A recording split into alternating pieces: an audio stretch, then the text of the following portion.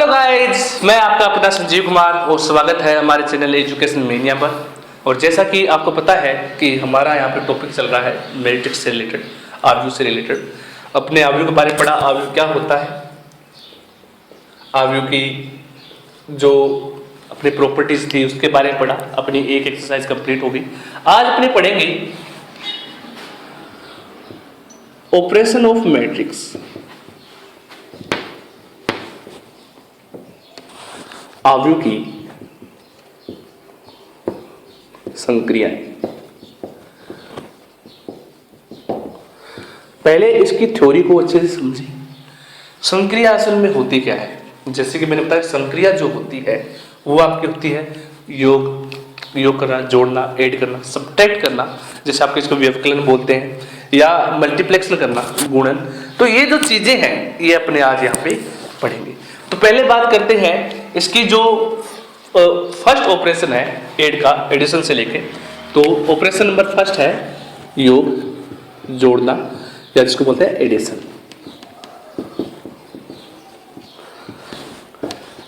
असल में जो मैट्रिक्स होती है वो आपस में कैसे जुड़ती है? आपके पास दो मैट्रिक्स दे दी, एक मैं एग्जांपल छोटे लेके चल रहा हूँ, 2 into 2 की मैट्रिक्स लेके चल रहा हूँ ताकि आपको आसानी से समझ में आते हैं। 2 1 3 4। और आपके पास एक दूसरी मैट्रिक्स दी हुई है B 3 0 1 2। अब आपको कैसे इन दोनों मैट्रिक्स को जोड़ना है? तो आपका A प्लस B क्या आएगा? योग संक्रिया के अंदर मेरी बात ध्यान रखना, एडिशन के अंदर आपकी एडिशन ऑपरेशन में जो एलिमेंट होता है उससे सेम एलिमेंट जुड़ता है, या मैं कहूं उसके संगत का एलिमेंट जुड़ता है। जैसे आपकी मैट्रिक्स के अंदर ये है A11 और यहाँ B मैट्रिक्स के अंदर ये है A11, ये है A12, A में ये है A12।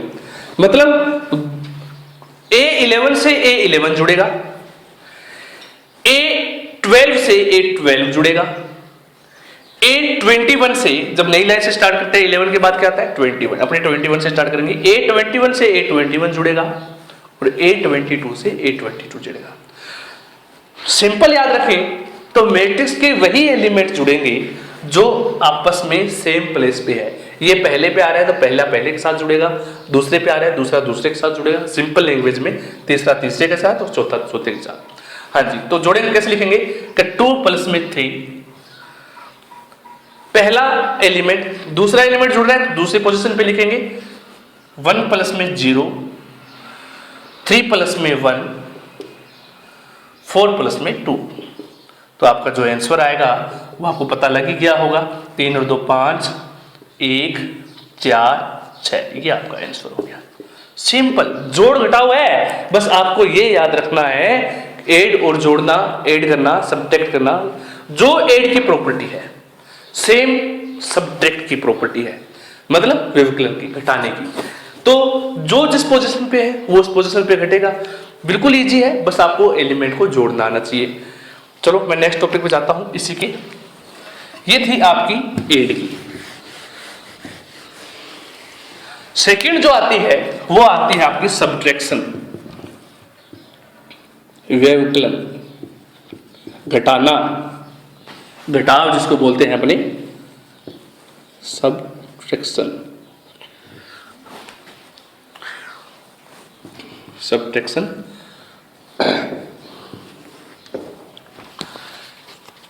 अब बात करते हैं घटाव के अंदर। सब्ट्रैक्शन में सेम प्रॉपर्टी जो एडिशन में थी, जो एलिमेंट जिसके साथ है वहीं पे जुड़ेंगे। जैसे मैंने आपको अभी एक मैट्रिक्स देता हूं A इक्वल टू, मैंने यहां पे आपको एक मैट्रिक्स दे दी कि A जो है वो आपकी आ गई, A इक्वल आ गया आपका 3 4 5 6, और B एलिमेंट जो है, B जो आपके मैट्रिक्स है 2 5 6 4। तो मेरे को इनको घटाना है। जब मैं इनको घटाऊंगा तो A माइनस का B इक्वल में जो आएगा मेरे पास क्या आंसर आएगा? सिंपल सी बात है, ये इसमें से A माइनस B कर रहा हूं, मैं B माइनस A नहीं कर रहा हूं। तो A में से क्या घटाना है? B को। 3 में से 2 गया 1, 4 में से 5 गए, माइनस का 1, 5 में से 6 गए, माइनस का 1, 6 में से 4 गए, 2। तो ये हो गई आपकी 2 into 2 की सब्ट्रैक्शन। प्रॉपर्टी बहुत सिंपल है, बस आपको समझ में आनी चाहिए कि एलिमेंट कौन से एलिमेंट से कौन सा घटेगा। अगर ए और बी मैट्रिक्स दे दी, अब मैं इस क्वेश्चन को थोड़ा सा चेंज कर देता हूं। क्वेश्चन यही है, मैंने यहां पे चेंज कर दिया बी माइनस ए। जब बी माइनस ए कर दिया तो किसमें से क्या घटेगा?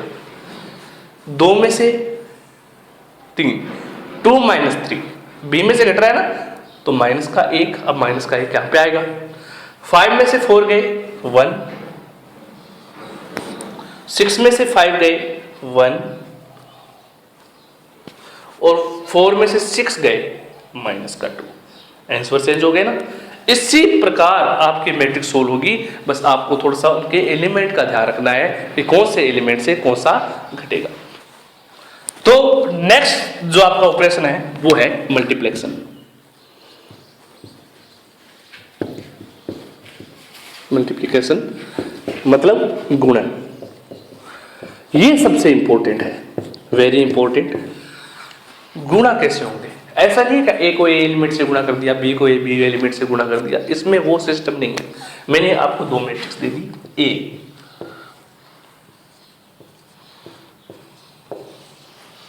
और बी।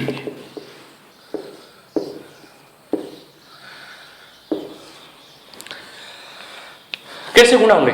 वैसे नहीं होगा सर, ए एलिमेंट को ए एलिमेंट 3 दूना 6 हो गए सर, 4 एकम 4 हो गया सर, 1 2 एकम 2 हो गया सर, 3 1 जा 3 हो गया सर। ऐसे नहीं गुणा होगा, इसमें वो रूल नहीं है, एलिमेंट को एलिमेंट से गुणा नहीं करना। अब इसके अंदर गुणा कैसे होगा? मेरी बात को ध्यान से सुनना, मल्टीप्लेक्शन का रूल। वही 2 मैट्रिक्स आपस में मल्टीप्लाई होगी, वही 2 मैट्रिक्स आपस में मल्टीप्लाई होगी जिनकी पंक्तियां मतलब रो और कॉलम मतलब स्तंभ, जिनके रो और कॉलम में एलिमेंट समान होंगे। अगर उनके रो और कॉलम में एलिमेंट समान नहीं है, पंक्ति और स्तंभ में अवयव समान नहीं है, तो वो मैट्रिक्स मल्टीप्लाई नहीं होगी। कैसे करूंगा तब समझ में आएगा। मल्टीप्लेक्शन का फर्स्ट रूल, पहला रूल ये कहता है कि पंक्ति को स्तंभ से मल्टीप्लाई करना है। पंक्ति को किससे मल्टीप्लाई करना है? स्तंभ से, तभी गुणा होगा, वरना नहीं होगा। जैसे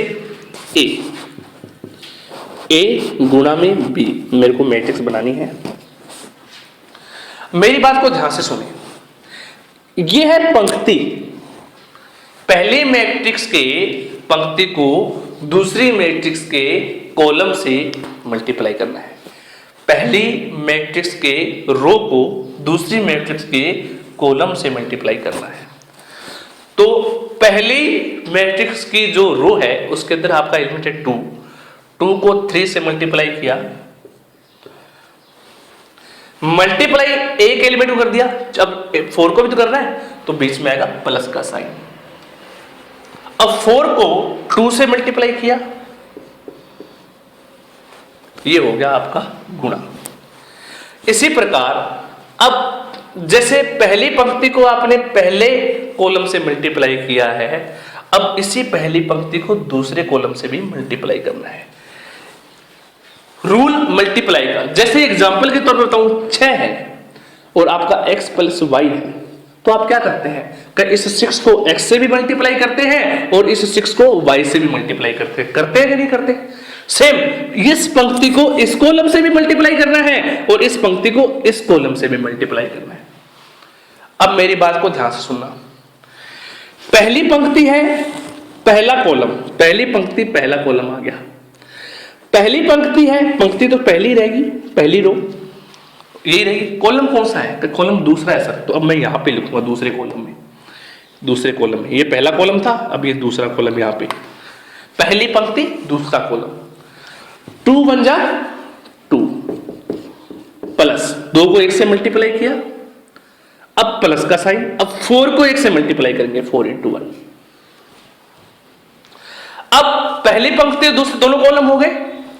अब मैं चलता हूं दूसरी पंक्ति पहला कॉलम। पंक्ति कौन सी लेनी है मेरे को? दूसरी। कॉलम कौन सा है? फर्स्ट।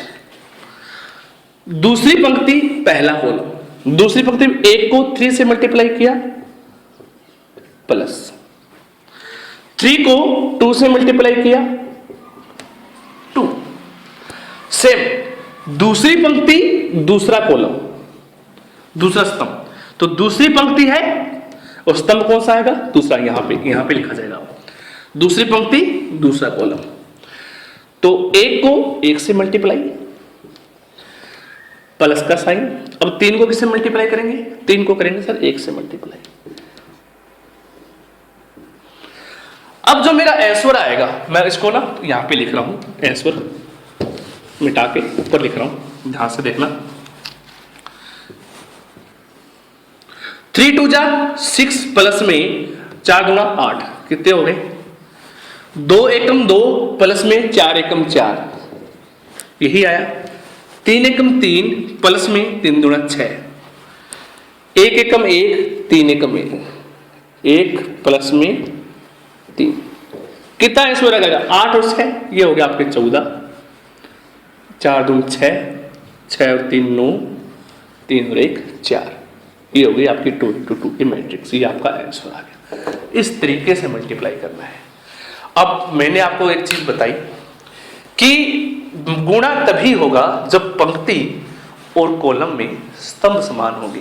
अब मेरी बात को ध्यान से सुनना, मैं आपको एक मैट्रिक्स दे रहा हूं, उस मैट्रिक्स को समझना। आपको एक मैट्रिक्स दी हुई है 2 3 5 1 2 1 और एक मैट्रिक्स आपको दी हुई है 2 4 6 4 1 2। क्या ये आपस में मल्टीप्लाई हो सकते हैं? बिल्कुल हो सकते हैं। मैंने आपको क्या बताया? पंक्ति और स्तंभ में एक पंक्ति को किससे गुणा करना है? इसके स्तंभ से। फिर इस पंक्ति को किससे गुणा करना है? इसके स्तंभ से। क्या पंक्ति और स्तंभ में अवयव समान है? यहां पे कितने हैं? 3 और यहां पे कितने हैं? 3। अब मैं ये दे दूं, ये गुणा हो सकता था। अब मैं आपको ये दे दूं 2 4 1 2 1 2। क्या ये गुणा संभव है? नहीं है, क्योंकि इसकी पंक्ति को जब मैं इसके स्तंभ से गुणा करूंगा तो 2 को तो 2 से गुणा कर दूंगा, 3 को 3 से गुणा कर दूंगा, 3 को 2 से गुणा कर दूंगा। तो इस 5 को किससे गुणा करूंगा? यहां पे तो कोई अवयव ही नहीं है, कोई एलिमेंट ही नहीं है, किससे गुणा करूं? पंक्ति को जब स्तंभ से गुणा करेंगे नहीं कर सकते ना। वही मैट्रिक्स मल्टीप्लाई होगी जिसके अंदर एलिमेंट जो होंगे, जो रो और कॉलम में एलिमेंट होंगे वो इक्वल होंगे। अगर रो और कॉलम में मल्टीप्लाई करते वक्त जो आपका एलिमेंट जो है वो इक्वल नहीं है तो आप उसको मल्टीप्लाई नहीं कर सकते। ये था मल्टीप्लेक्शन का रूल।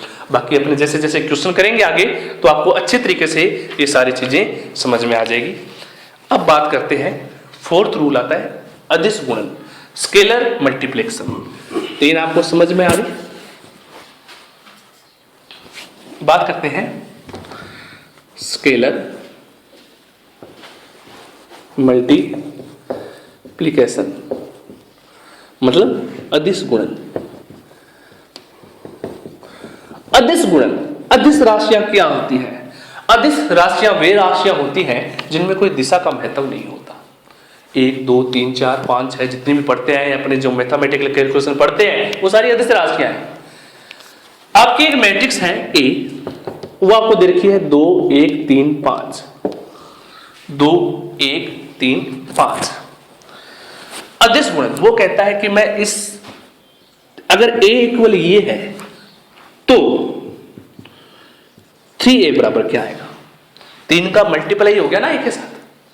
3 क्या है? अदिश राशि है। 3 क्या है? एक स्केलर वैल्यू है, तो मैं कह सकता हूं 3 into a क्या आएगा? तो इन सभी एलिमेंट के साथ क्या हो जाएगा? 3 का मल्टीप्लाई। आपका आंसर क्या आ जाएगा? 6 3 9 15। ये आपका आंसर हो गया। तो ये होता है स्केलर मल्टीप्लेक्शन, मतलब जब मैट्रिक्स का जब अदिश राशि से गुणा होता है तो सारे अवयव आपस में तो वही चीज जो अदिश इसके साथ मल्टीप्लाई है वही सबके साथ मल्टीप्लाई हो जाएगी। अब बात करते हैं लास्ट ऋण आव्यूह। ऋण आव्यूह उसको बोलते हैं जब आपका आंसर माइनस में आ जाए। सिंपल यही मैट्रिक्स लेके चले। ए आपके पास मैट्रिक्स दे सकी है, अगर मैं इसको -1 से मल्टीप्लाई कर दूं, अब -1 से मल्टीप्लाई करूंगा तो ये सारी वैल्यू किसकी हो जाएगी, यहाँ पे -2, -1, -3, -5 आया कि नहीं आया। जब एक मैट्रिक्स दे रखी है और उसको मैंने -1 से मल्टीप्लाई कर दिया, जैसे अदिश गुणा करते हैं तो सभी से गुणा करने पर ये होता है आपका, इस चीज को बोलते हैं ऋण आव्यूह, मतलब नेगेटिव ऑफ मैट्रिक्स, नेगेटिव मतलब माइनस। ठीक है, तो ये आपके इस सभी के ये संक्रियाएं थी जो मैंने आपको बताई। अभी आपके जो प्रॉपर्टी है एडिशन की, इनकी अलग अलग प्रॉपर्टी भी है, एडिशन की, सब्ट्रैक्शन की, मल्टीप्लेक्शन की, ये प्रॉपर्टी आपने कल पढ़ेंगे।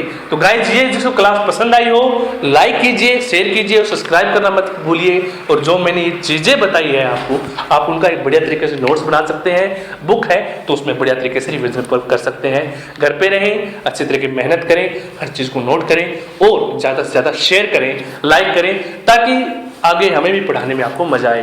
तो guys thank you so much, take care all.